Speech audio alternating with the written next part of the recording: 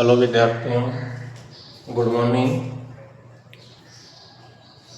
आपको जैसे याद है कि इस समय कॉलेजों में एडमिशन की प्रक्रिया चल रही है और आपने भी वैसे निश्चित कर लिया होगा कि कौन से कॉलेज में एडमिशन लेना है, कौन से में नहीं है।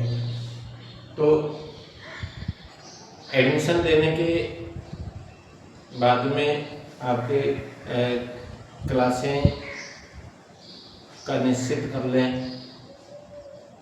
बीए फर्स्ट सेमेस्टर की जिन बच्चों ने एग्ज़ाम दिया है वे सेकंड सेमेस्टर की तैयारी प्रारंभ कर दें, और जिन्होंने थर्ड सेमेस्टर का दिया है वो फोर्थ सेमेस्टर की चालू कर दें, और जिन्होंने फिफ्थ सेमेस्टर का एग्ज़ाम दिया है वह सिक्स सेमेस्टर का जो अंतिम सेमेस्टर है बीए का उसकी तैयारी प्रारंभ कर दें।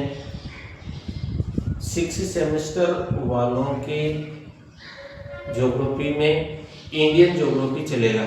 इंडियन ज्योग्राफी जिसमें भारत का भूगोल के रूप में संपूर्ण अध्ययन किया जाता है, और फोर्थ सेमेस्टर वालों के लिए राजस्थान का भूगोल चलता है, और सेकेंड सेमेस्टर वालों के क्लाइमेटोलॉजी एंड ओशियनोग्राफी चलती है, जिसको जलवायु एवं समुद्र विज्ञान के नाम से जाना जाता है। ठीक है, तो इस प्रकार से जलवायु एवं समुद्र विज्ञान के रूप में, और पढ़ाई के साथ साथ में देखो इस समय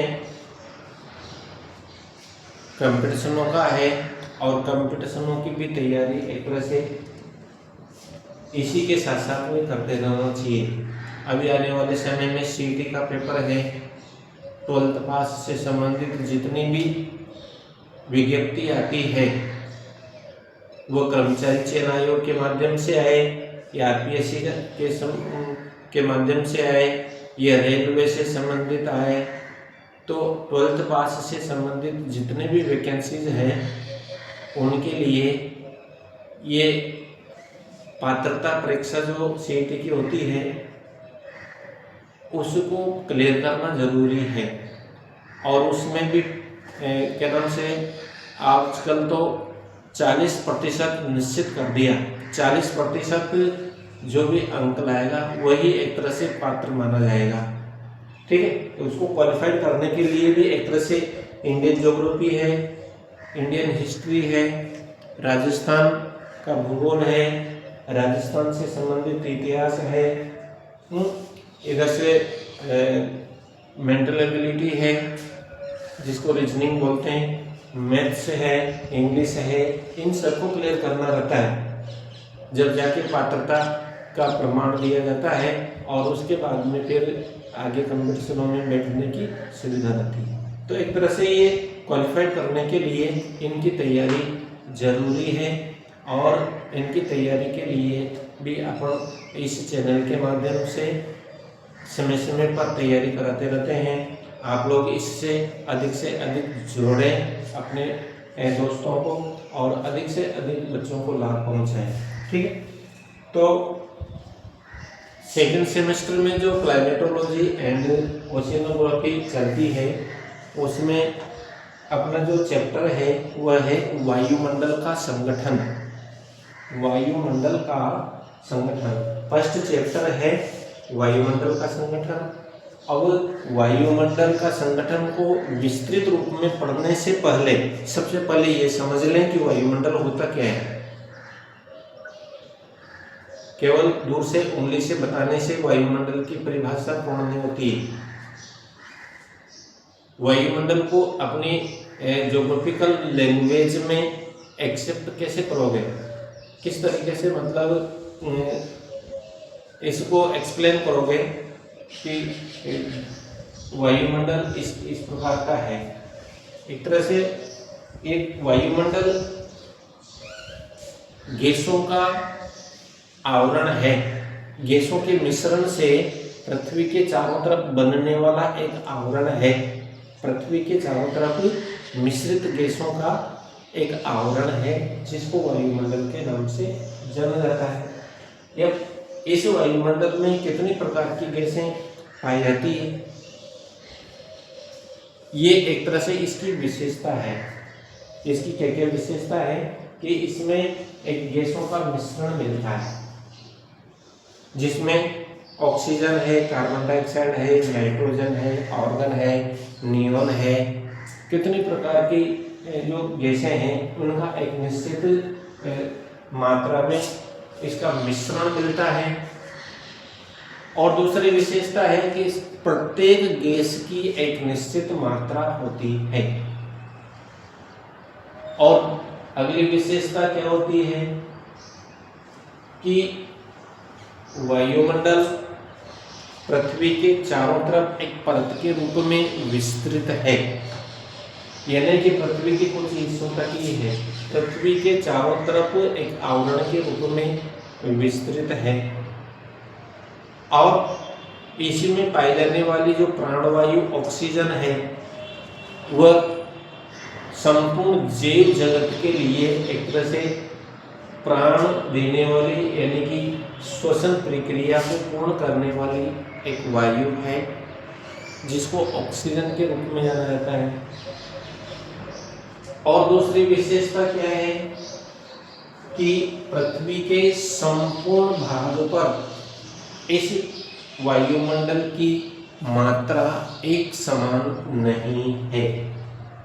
यानी कि ये जैसे मान लो ये ग्लोब है, ये ग्लोब क्या है, ग्लोब एक पृथ्वी का स्वरूप है। अब इसके चारों तरफ वायुमंडल का एक आवरण मिलता है जिसमें कितनी प्रकार की गैसों का मिश्रण है। तो अगली विशेषता मैंने बताया कि इस पृथ्वी के संपूर्ण भाग पर वायुमंडल की समान विशेषता नहीं पाई जाती है। जैसे ध्रुवीय क्षेत्र है, उत्तरी ध्रुव और दक्षिणी ध्रुव। ध्रुवीय क्षेत्रों में तापमान की कमी के कारण वहाँ का जो वायुमंडल है वह ठंडा होकर, भारी होकर और पृथ्वी के समीप वाले क्षेत्र में आ जाता है। तो इसकी परत पतली परत के रूप में इसका आवरण मिलता है। और भूमध्य रेखीय क्षेत्र में तापमान की अधिकता के कारण यहाँ पर पाई जाने वाली जो गैसें हैं वह गर्म होकर, हल्की होकर ऊपर की ओर उठ जाती है। कोई भी चीज गर्म होती है तो वह हल्की हो जाती है, हल्की होकर के ऊपर की ओर उठती है। वायुमंडल में भी इसी प्रकार की विशेषता मिलती है कि जहाँ पर तापमान अधिक होता है वहाँ की वायु गर्म हो जाती है और गर्म होकर, हल्की होकर ऊपर की ओर उठ जाती है। ऊपर की ओर उठने से वायुमंडल का विस्तार अधिक बढ़ जाता है। तो ये भूमध्य रेखीय क्षेत्रों में वायुमंडल का जो परत है वह अधिक विस्तृत रूप में मिलती है। और ध्रुवीय क्षेत्रों में तापमान की कमी के कारण यहाँ की वायु ठंडी होकर, भारी होकर और नीचे की ओर बैठती है। तो इसकी परत पतली परत के रूप में मिलती है दोनों ध्रुवीय क्षेत्रों में। तो वायुमंडल की संरचना में, इसके विस्तार में परिवर्तन हुआ कि नहीं हुआ, यही तो बताया था मैंने कि वायुमंडल संपूर्ण पृथ्वी पर एक समान विस्तृत नहीं है। ठीक है, इसमें तापमान के आधार पर इसका विस्तार में परिवर्तन हो जाता है। अभी बताया मैंने कि तापमान जैसे जैसे बढ़ता है वैसे वैसे इसका विस्तार भी बढ़ता जाता है। और जैसे जैसे तापमान की कमी होती है वैसे वैसे वायुमंडल के विस्तार में भी कमी होती जाती है। और अगली विशेषता क्या है कि इसमें बहुत सारी गैसों का एक मिश्रण होता है और एक उनकी एक निश्चित मात्रा होती है जिसमें oxygen, carbon dioxide, nitrogen, organ, neon है। कितनी प्रकार की गैसों का एक मिश्रण होता है, उनकी एक निश्चित मात्रा होती है। जैसे ऑक्सीजन की मात्रा निश्चित है कितनी, अपन राउंड फिगर में 21% बोलते हैं। वायुमंडल में ऑक्सीजन की मात्रा कितनी होती है? 21%, यानी कि 20.8% होता है। तो 5 के बाद में ज़्यादा मात्रा होती है तो उसको राउंड फिगर में 1 मान लिया जाता है, ठीक। तो इसलिए 21% उसको मान लिया जाता है, ये ध्यान रखना। तो अगर मान लो कोई कंपटीशन में इस प्रकार का क्वेश्चन बन करके आ जाए कि ऑक्सीजन की निश्चित मात्रा कितनी होती है, वायुमंडल में ऑक्सीजन की निश्चित मात्रा कितनी होती है, ऑप्शन में 21% भी दिया हुआ है, ऑप्शन में 20.8% भी दिया हुआ है, ऑप्शन में 20.9%, 21.10%, इस प्रकार के ऑप्शन दे दिए। आप कौन से करोगे? 21% वाला गलत है। फिर अगर 20.8% दिया हुआ है तो 21% वाला गलत है। आपको गुमराह करने के लिए वो दोनों ऑप्शन उसने दे दिए। जब 20.8% वाला ऑप्शन नहीं रहता है तो 21% वाला ऑप्शन सही माना जाता है, ठीक। तो ये ग्राउंड फिगर के लिए मानते हैं। कुछ क्वेश्चन इस प्रकार के भी होते हैं जो कि ऑप्शन के आधार पर निर्धारित किए जाते हैं कि कौन सा ऑप्शन इसमें सही है, कौन सा ऑप्शन सही नहीं है। तो जो रटी रटाई चीज़ों के साथ साथ में समझने के ऊपर भी निर्भर करता है, ठीक है। तो इस प्रकार से मतलब वायुमंडल की संरचना जो पृथ्वी के चारों तरफ विभिन्न प्रकार की गैसों के मिश्रण के आवरण के रूप में मिलती है, उसकी विशेषताएं अलग अलग रूपों में मिलती है। ध्रुवीय क्षेत्रों में और भूमध्य रेखीय क्षेत्रों में इसका विस्तार तापमान के साथ साथ में परिवर्तन होता है, ये इसकी विशेषता मिलती है, ठीक है। ये चीज यहाँ तक समझने में आ गया होगा। इसके बाद में इसके संरचना और संगठन, संरचना और संगठन किस प्रकार से हुआ, कौन कौन सी गैसें इसमें पाई जाती है, किस प्रकार से मिलती है, इसका अध्ययन किस तरीके से किया जाए। विस्तृत रूप में क्षैतिज रूप में चलने पर इसमें क्या परिवर्तन होता है, ऊर्ध्वाधर रूप में चलने पर इसमें क्या परिवर्तन होता है।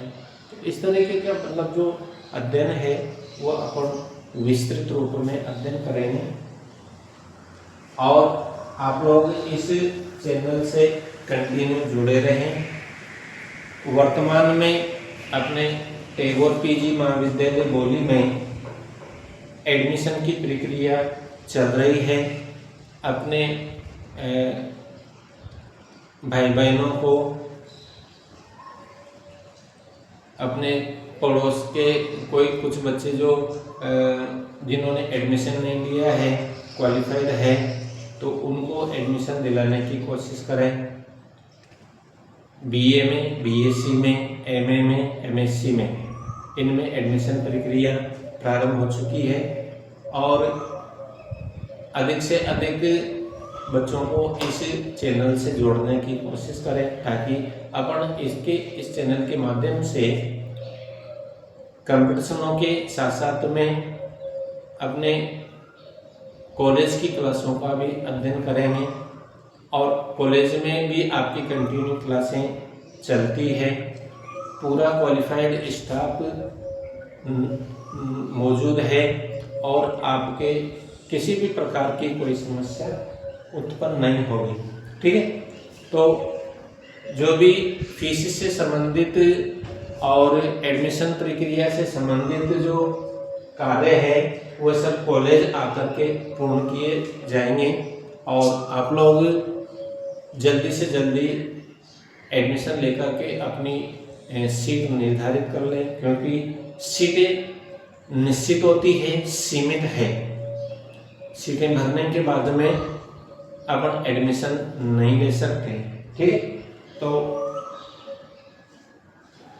आज ही कॉलेज पहुंच करके एडमिशन फॉर्म भर करके कुछ निर्धारित फीस जमा करके अपनी सीट निश्चित कर लें। साथ ही साथ अगली क्लास में अपन आगे की प्रक्रिया पढ़ेंगे। इसी प्रकार से थर्ड सेमेस्टर वालों का फोर्थ सेमेस्टर गया, तो फोर्थ सेमेस्टर में राजस्थान का भूगोल भी पढ़ेंगे।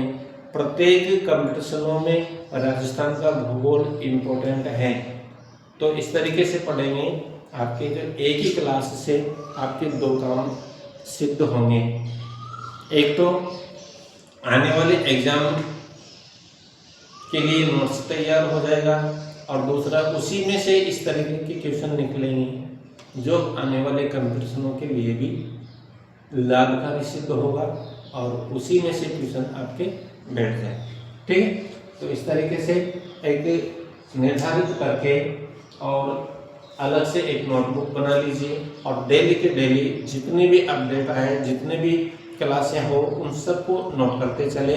एक एक चीज़ को अच्छी तरह से समझते हुए पढ़ें। मैं प्रत्येक चीज़ को डायग्राम से समझाता हुआ चलता हूँ, बिल्कुल स्लो स्पीड में। एक एक चीज़ आपको अच्छी तरह से समझने में आएगी। ठीक है, तो एडमिशन की प्रक्रिया के साथ साथ में पढ़ाई की प्रक्रिया पर भी विशेष ध्यान देकर अधिक से अधिक बच्चों को इस चैनल से जोड़ने की कोशिश करें। धन्यवाद।